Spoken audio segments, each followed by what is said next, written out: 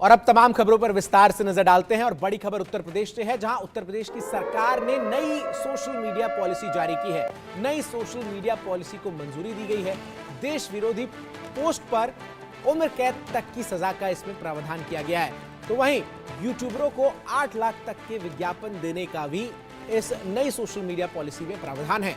योजनाओं और उपलब्धियों को बताने वाली ये विज्ञापन जो है वो यूट्यूबर्स को दिए जाएंगे। तो उत्तर प्रदेश सरकार ने सोशल मीडिया की नई पॉलिसी को मंजूरी दी है, जिसके तहत देश विरोधी पोस्ट करने पर सजा का प्रावधान है। तो वहीं यूट्यूब चैनल्स को भी सरकारी विज्ञापन जो है वो दिए जाएंगे। 8 लाख तक के सरकारी विज्ञापन का जो सीमा है वो इसमें रखी गई है। तो बड़ी खबर आपको बता रहे हैं, जिस तरीके से ये सोशल मीडिया पॉलिसी जो है वो उत्तर प्रदेश सरकार की तरफ से जारी की गई है।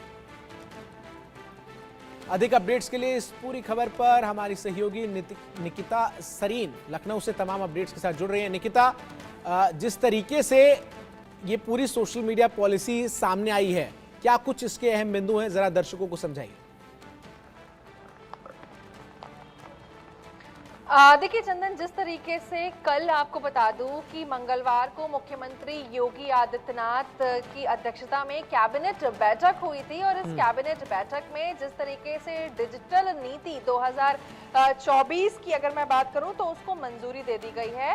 इस नीति में ये है कि अब जिस तरीके से अगर मैं बात करूं सोशल मीडिया प्लेटफॉर्म की, कहीं ना कहीं एक तरह से डिजिटल और इलेक्ट्रॉनिक मीडिया को बढ़ावा देने की यहाँ पर बात की गई है। और सोशल जो मीडिया प्लेटफॉर्म है, चाहे मैं एक्स की बात करूं, फेसबुक, यूट्यूब की अगर बात की जाए, तो यहाँ पर अगर बहुत ज़्यादा इन्फ्लुएंसर्स हैं लोगों के, तो उनको कहीं ना कहीं अब प्रोत्साहित किया जाएगा, यानी कि अब सरकार उनको विज्ञापन देगी। इसको अभी कैटेगराइज किया गया है और जल्दी इस पर भी फैसला हो जाएगा कि अब कितने इन्फ्लुएंसर्स यानी कितने फॉलोअर्स होने पर ये जो विज्ञापन है वो दिया जाएगा। यानी कि अब कहीं ना कहीं जो रोजगार के अवसर है वो बढ़ेंगे। और साथ ही साथ एक नीति ये भी इसमें शामिल हुई है कि अब जो भी सोशल मीडिया पर आपत्तिजनक पोस्ट करेगा, अभद्र टिप्पणी करेगा, उसको अब उम्र कैद और 3 साल की सजा भी होगी। पहले ये जो पूरा मामला वो आईटी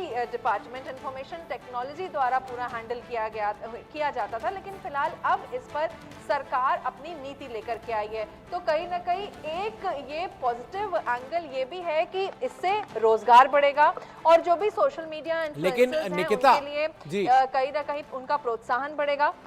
लेकिन निकिता, जैसे ये सोशल मीडिया पॉलिसी सामने आई है, इसको लेकर सियासत भी शुरू हो गई है।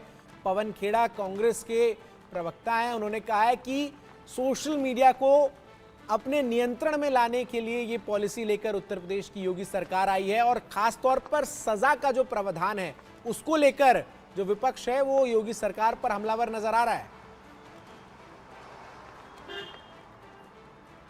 देखिए, साफ तौर पर अगर देखा जाए चंदन, तो ऑपोजिशन सरकार को रोजगार को लेकर के हमेशा से घेरता आया है। यही एक वजह है कि अब उत्तर प्रदेश में जो योगी सरकार है वो रोजगार देने के लिए हर वो कदम उठा रही है, जिसमें एक महज कदम ये भी है कि जिस तरीके से अब इन्फ्लुएंसर्स को भी प्रोत्साहित किया जाएगा और साथ ही साथ इससे कहीं ना कहीं रोजगार के भी जो अवसर हैं वो बढ़ेंगे। साथ ही साथ आपको बता दें कि जिस तरीके से अभद्र टिप्पणी करना भी गलत बात है, क्योंकि कई ऐसे केस हमने देखे हैं। अगर मैं बात करूं तो ऑपोजिशन की ओर से कई ऐसे रूमर्स थे, कई ऐसी टिप्पणियां थी जिसको अननेसेसरली फैलाया गया था। तो इसको कहीं ना कहीं रोकने के लिए सरकार ये नीति लाई है। इससे कहीं से भी सरकार की ये मंशा नहीं है कि यहाँ पर ये दिखाए कि सोशल मीडिया को अपने कंट्रोल में कर रही हैं।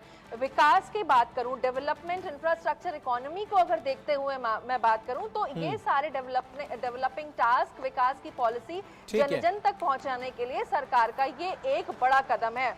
ठीक है, बहुत बहुत शुक्रिया आपका निकिता, हमारे साथ जुड़कर तमाम अपडेट्स जो है वो दर्शकों तक पहुंचाने के लिए। तो उत्तर प्रदेश